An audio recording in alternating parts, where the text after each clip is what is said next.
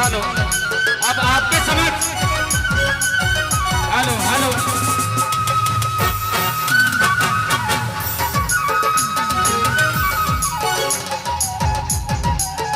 Hello और आपके समक्ष संदीप कुमार साहू जी, जिला परिषद, जो आपके स्टेज में आने वाले कुछ ही क्षणों में, इसलिए थोड़ा सा साइड करके रखिएगा यहाँ पे सामने।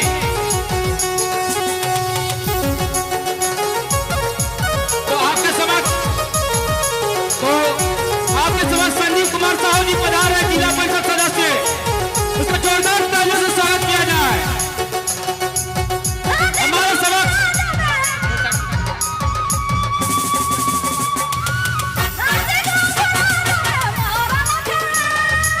तो आपके समक्ष इस जिला परिषद के जिला परिषद समिति सदस्य संदीप कुमार साहू जी आ रहे हैं।